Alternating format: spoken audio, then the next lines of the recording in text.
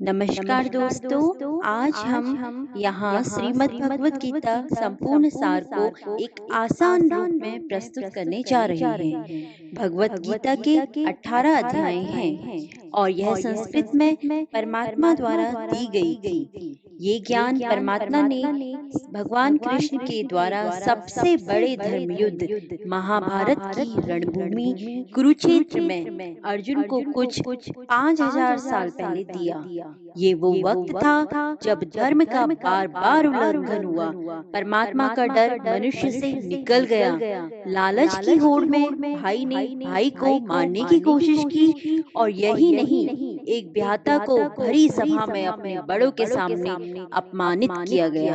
इससे पहले कि मनुष्य जाति धर्म युग से निकलकर पूर्ण रूप से कलयुग में जाती, युद्ध की रणभूमि में युद्ध से कुछ पहले परमात्मा ने गीता भगवान कृष्ण के द्वारा मनुष्य जाति के कल्याण के लिए दी।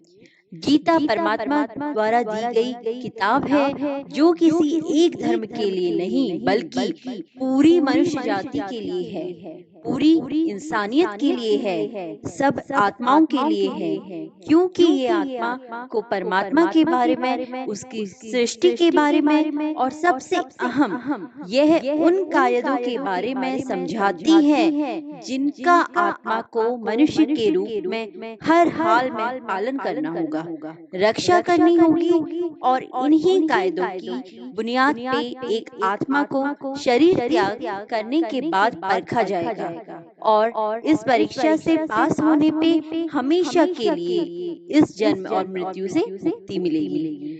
परमात्मा भगवत गीता में कहते हैं कि मैं ही सबकी शुरुआत हूँ, मैं शुरू से भी पहले था और सब खत्म होने के बाद भी रहूंगा। सब मुझ में है और मैं सब हूँ।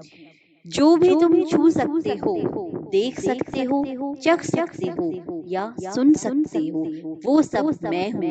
ये नदियाँ, पहाड़, सूरज, ग्रहण, चांद, सितारे सब मैंने बनाए हैं। मैंने ही भगवान, शैतान, राक्षस और इंसान बनाया है। मैं सर्वव्यापी हूँ, सब में रहता हूँ, सब मैं हूँ, मैं ही हूँ। मैं ही ब्रह्मा बनकर सब बनाता हूँ और रुद्र बन के सब नष्ट कर देता हूँ। मैं ये सृष्टि यूं ही बनाता और तोड़ता रहूंगा ताकि आत्माओं को मौके मिल सके इस जन्म और मृत्यु से मोक्ष पाने, हमेशा के लिए परमात्मा के साथ रहने को। भगवत गीता कहती है कि सबसे बड़ी परीक्षा के लिए परमात्मा ने प्रकृति का निर्माण 5 तत्व हवा, अग्नि, जल, पृथ्वी और ईथर से किया, जिन्हें हम छू के, चख के, सूंघ के और देख के समझ सकते हैं। पर खुद परमात्मा इन 5 इंद्रियों के समझ से बाहर है। उन्हें आत्मा इन इंद्रियों से नहीं जान सकती। आत्मा 5 इंद्रियों के साथ वैसे ही है जैसे एक लोहे का रोबोट जिसे अपने बनाने वाले का कोई पता नहीं। अर्जुन को भी परमात्मा का विराट रूप देखने के लिए भगवान कृष्ण ने दिव्य नेत्र दिए।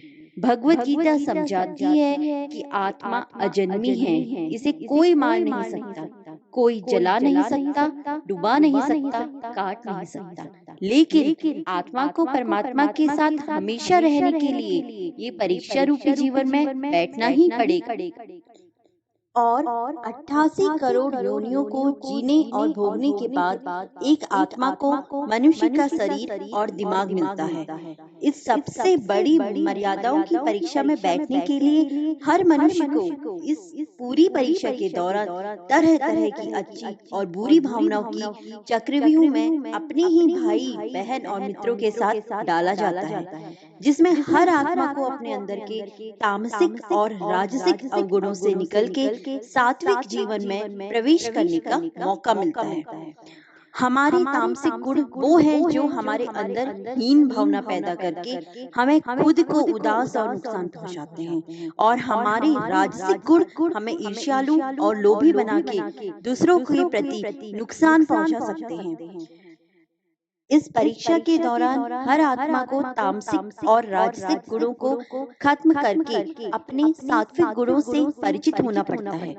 सात्विक गुण वो हैं जो आत्मा को अपने आसपास की हर चीज से जोड़े और उन्हें प्यार करना सिखाते हैं। परीक्षा के दौरान हर आत्मा को जीवन के चारों स्तंभ धर्म, अर्थ, काम और मोक्ष का ज्ञान पाके ही मुक्ति मिलती है। यही वो द्वार है जिन्हें समझकर ही आत्मा परमात्मा को समझ सकती है। पहला द्वार धर्म का है और शेर इसका प्रतीक है। धर्म वही है जो गीता में लिखा हुआ है। धर्म वही है जो धारण किया हुआ है, जिसे आपका दिल मानता है। जैसे झूठ नहीं बोलना, चोरी नहीं करना, भगवान का निरादर नहीं करना, दूसरों को नुकसान नहीं देना, यही सब धर्म है। और हर आत्मा को अपने जीवन काल में हर समय धर्म का पालन करना होगा और उसकी रक्षा करनी होगी। दूसरा द्वार अर्थ का है और घोड़ा इसका प्रतीक है। हर आत्मा अपने हर जीवन काल में अपने पृथ्वी पे होने का अर्थ या मूल कारण समझेगी। इस जिंदगी में भोगने वाली चीजें और रिश्तों का आनंद लेगी। अच्छा बेटा, अच्छी बेटी, अच्छा भाई, अच्छी बहन, अच्छा पति, अच्छी पत्नी बनके हर दुनिया के रिश्ते पर खरी उतरेगी और इस परीक्षा को पास करेगी। तीसरा द्वार काम का है। श्रीमद् भगवत गीता समझाती है कि हर मनुष्य के अंदर काम, क्रोध, लोभ, मोह, अहंकार, ईर्ष्या जैसी 6 भावनाएं हमें अपने और दूसरों के प्रति नुकसान पहुंचा सकती हैं। इन भावनाओं को हर मनुष्य को हमेशा अपने नियंत्रण में रखना होगा, क्योंकि इनके बहाव में किया हुआ कोई भी काम हमारे जीवन भर की परेशानी का कारण बन सकता है और एक आत्मा संतोष और सादगी से इन भावनाओं पर हमेशा के लिए विजय पा सकती है। चौथा स्तंभ मोक्ष का है और हाथी इसका प्रतीक है। इस परीक्षा रूपी जीवन में हर मनुष्य हर समय कुछ इच्छाएं रखता है। कुछ इच्छाएं एक ही जन्म काल में पूरी हो जाती हैं, पर कुछ अधूरी रह जाती हैं और उनके पूरा होने के लिए आत्मा को वापस पृथ्वी पर आना पड़ता है। भगवत गीता समझाती है कि हमारी इच्छाएं ही मूल कारण है हमारे पृथ्वी पर वापस आने का, और हम कोई भी इच्छा न रखें तो हम इस जीवन और मृत्यु से मुक्त हो सकते हैं। ये द्वार माफी का भी है। जिन्होंने आपके साथ बुरा किया उनको माफ करके, जिनसे आपने बुरा किया उनसे माफी मांग के मुक्ति पाई जा सकती है। जब तक आत्माएं इन चारों दरवाजों धर्म, अर्थ, काम और मोक्ष को समझ नहीं लेती, तब तक इस आत्मा को बार बार मनुष्य के रूप में आना ही पड़ेगा। परीक्षा का समय खत्म होते ही आत्मा शरीर और अन्य सब वस्तुओं को त्याग कर चली जाती है। जो भी संसार में रहकर बनाया वो अब किसी और का होगा और आत्मा अपने कर्मों के फैसले के लिए चली जाती है। आत्मा के अच्छे बुरे कर्मों का हिसाब होता है। अपने अच्छे कर्मों के लिए आत्मा कुछ वक्त के लिए स्वर्ग और दुष्कर्मों के लिए नर्क चली जाती है। नर्क में आत्मा को अपने पापों के अनुकूल सजाएं मिलती है, पर सजा खत्म होने के बाद आत्मा को फिर से एक नया शरीर और नया दिमाग मिलता है। इस परीक्षा में फिर से बैठने के लिए और हर परीक्षा में वही सब फिर दोहराया जाता है। जिंदगी के 4 स्तंभ धर्म, अर्थ, काम और मोक्ष को समझने के लिए हर जन्म में अपने कई जन्मों के कर्मों के हिसाब से हर आत्मा को कभी अच्छे तो कभी बुरे हालातों से जाना पड़ता है। लेकिन जब तक आत्मा परमात्मा के साथ योग को नहीं समझ लेती, तब तक वो मुक्ति नहीं पा सकती। भगवत गीता समझाती है कि मनुष्य अपने शरीर, दिमाग या दिल से भगवान को पा सकता है। शरीर द्वारा किए गए कर्मों के माध्यम से परमात्मा को पाने को कर्मयोग कहते हैं।